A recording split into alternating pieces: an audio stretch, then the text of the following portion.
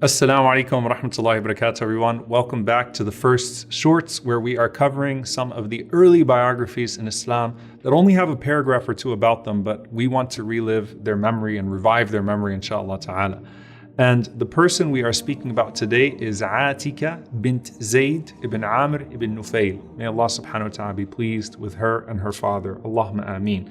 And before I talk about her and what she encountered in this life, I want to talk about the name Atika because I know that a lot of people like to take these names and inshallah ta'ala consider them for names of their children, as this is a tradition that we have in our sunnah from the Prophet ﷺ to give good names and to consider the names of the Sahaba. Atika is an interesting name. It technically means a person who puts on a lot of perfume, and there are other usages for it, and it was a common name for women at the time of the Prophet ﷺ. And there's a narration when the Prophet ﷺ was in Hunayn that the Prophet ﷺ says, Ana ibn al-awatika min Sulaym. I am the son of the awatik, meaning the atikas, the plural of women named Atika. I am the son of the awatik. And in one narration the Prophet ﷺ says, Wa ibn al-fawatima min Quraysh, and the son of the Fatimas of Quraysh. So I am the son of the atikas from Sulaym and from the Fatimas of Quraysh.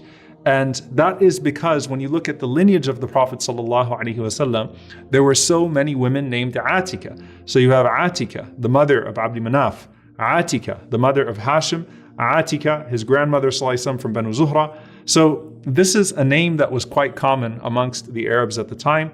And here you have Atika bint Zayd, radiyallahu ta'ala anhum. And when we talk about Atika bint Zayd, I want you to go way back to probably one of the most definitive stories in the firsts. And that is the man who embraced the way of Ibrahim alayhi salam and the man who lived in accordance with the way of Ibrahim alayhi salam before it was formalized through the revelation to the Prophet sallallahu alaihi wasallam. The man who the Prophet sallallahu alaihi wasallam said will stand on the day of judgment as an ummah by himself, with two gardens, Zayd radiyallahu ta'ala anhu, ibn Amr ibn Nufayl. And Zayd radiyallahu ta'ala anhu, we covered him in detail, and we covered his desire for his son to be a companion of the Prophet ﷺ, and that, of course, was Sa'id ibn Zayd.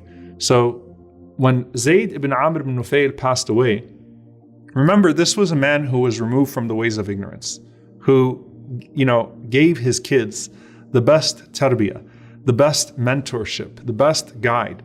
And that is that he would not only reject idol worship at his time, but he rejected alcohol. He rejected the burial of young daughters at the time. And he would take those girls that were to be buried in female infanticide and he'd bring them into his own home, radiyallahu anhu, and raise them to a point where they could get married instead. And with Zayd radiyallahu anhu, he leaves behind only two children, and that is Sa'id ibn Zayd, who we have already covered extensively. May Allah be pleased with him, who of course is one of the 10 promised paradise. And this noble woman, Atika, radiyallahu ta'ala anha. Now, when we talk about Atika, she is known for a few things. She's known for her beauty. She's known for being an exceedingly beautiful woman.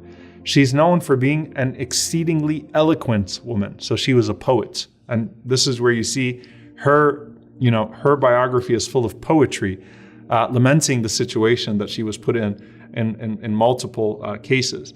She was known for her religion, her worship, her ibadah. As Ibn Kathir rahimahullah narrates that she was a woman of great ibadah, great devotion. She was known for a complete character, just a beautiful, well-rounded character as well. So she's everything that you could want in a woman, and she is everything that you could aspire to as a human being, right? I mean, she has character, she has religion, she has devotion, she's intelligent, she's wise, she has all of these things, radiyallahu ta'ala anha.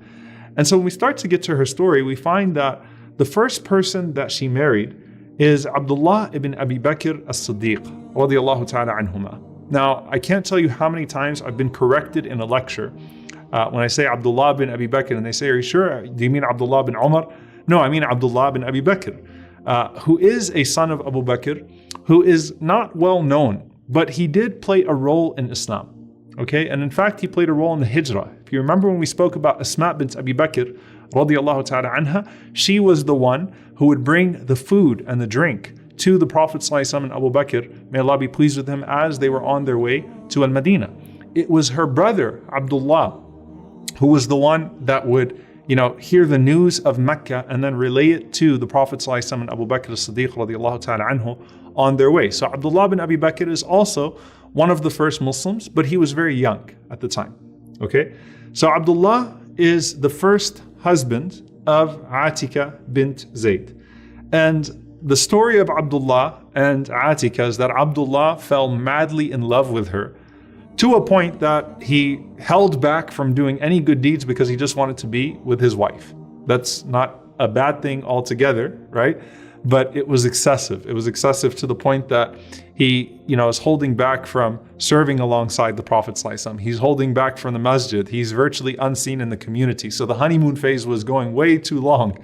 And because of how madly in love he was and how he was holding back, Abu Bakr radiallahu anhu wanted his family to be a family of service. So Abu Bakr radiallahu anhu eventually pushed him to divorce her.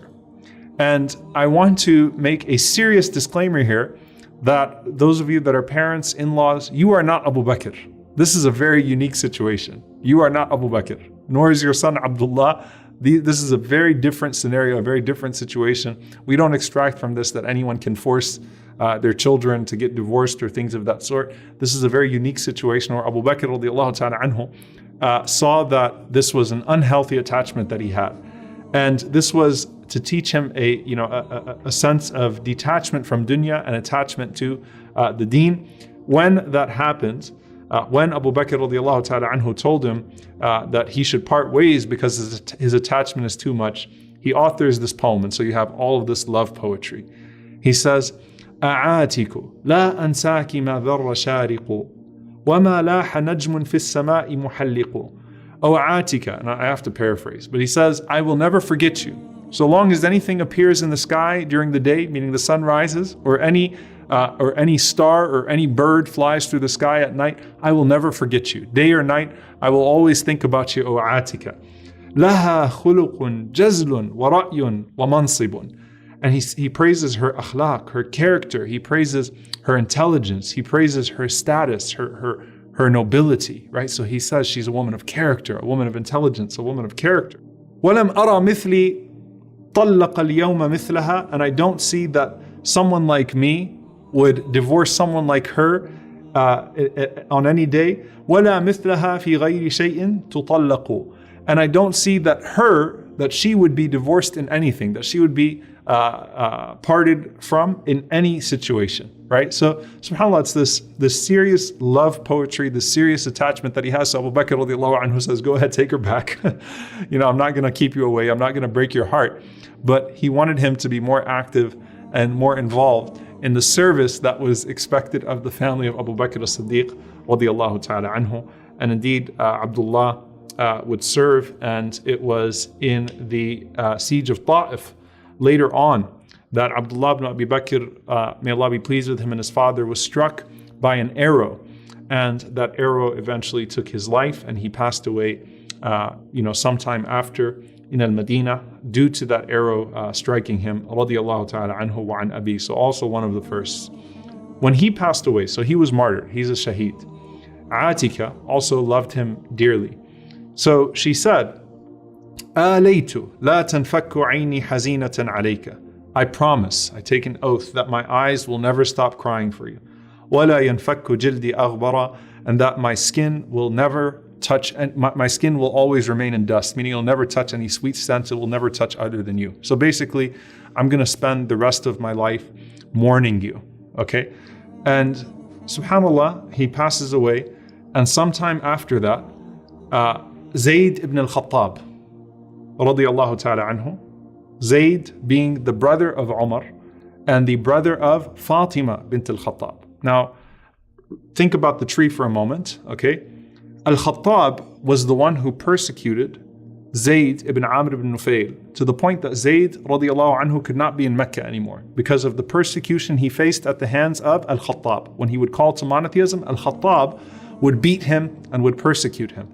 Now you have Sa'id, the son of Zayd, who is married to who? Fatima bint al-Khattab. Fatima being the famous sister of Umar radiallahu ta'ala anhu wa anha, who of course was instrumental to his initial embracing of Islam, and we spoke about her. So now Zayd ibn al-Khattab at some point marries her, and then Zayd ibn al-Khattab passes away as a shaheed in what? In al-Yamama. Remember, Umar radiallahu anhu said that you preceded me to Islam and you preceded me to martyrdom as well. So both Fatima and Zayd, the brother and sister of Umar radiallahu anhu, wa anhum, became Muslim before him, and here you have Zayd passing away. So now she's been married to Abdullah ibn Abu Bakr, she has been married to Zayd ibn al-Khattab, she's once again taking an oath that she will not get married. Umar radiallahu ta'ala anhu says to her, do not make haram for yourself what Allah has made halal. Remember, widows in particular, especially the widows of shuhada, the widows of martyrs, would get married multiple times. And this is something that we've already covered multiple times with people like Asma bint Abi Umays radiallahu ta'ala anha, who married Ja'far and then Abu Bakr and then Ali. So here you have Umar radiallahu ta'ala anhu, who is proposing to the widow of her brother. And she is, in a situation where, she's unsure about her oath, but she doesn't want to turn down a person like Umar radiallahu ta'ala anhu. So Aisha radiallahu anha comes to her on her wedding night and reminds her of the poem that she once said about Abdullah, who's the brother of Aisha, right? Reminds her of the poem and changes the words for her, okay? And says, آليت لا تنفك عيني قريرة عليك ولا ينفك جلدي أصفرا. That I have taken an oath, I have promised that my eye will rest after you, that it'll be pleased, that I will be able to get there. And instead of aghbara, that my skin will never touch dust, asfara is a very particular type of yellow perfume. And so there's some wisdom in that basically she's saying, look, you have a way out. This was an oath that you didn't have to take upon yourself, and that it's okay to be married once again. So here she was, now Atika bint Zayd ibn Amr ibn Nufayl. She has married now Abdullah, the son of Abu Bakr. She has married Zayd ibn al-Khattab, and she has married Umar ibn al-Khattab radiallahu ta'ala anhu as well. So I just want you to think about this for a moment. Al-Khattab, both of his sons marry the daughter of Zayd, and his daughter Fatima bint al-Khattab marries the son of Zayd, right? So Sa'id ibn Zayd and here Atika bin Zayd, both of them will be married to the children of al-Khattab. And in the case of Atika, two sons of al-Khattab, Umar radiallahu ta'ala anhu and Zayd radiallahu ta'ala anhu. And that just shows you the wisdom of Allah subhanahu wa ta'ala. Al-Khattab wanted to prohibit the spread of Iman, to prohibit the spread of faith through the preaching of Zayd radiallahu ta'ala anhu. And instead, what ended up happening? His own children, subhanAllah, would be a part of bearing the seed and the fruit of Iman for generations to come after him.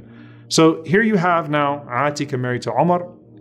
There are multiple stories, obviously, of her being married to Umar radiallahu ta'ala anhu that we spoke about. Some of them of how Umar radiallahu anhu feared the preference to his family and some of the goods that would come to his home, and Umar radiallahu ta'ala anhu not wanting his family to in any way benefit from his position as the Khalifa of the Muslims.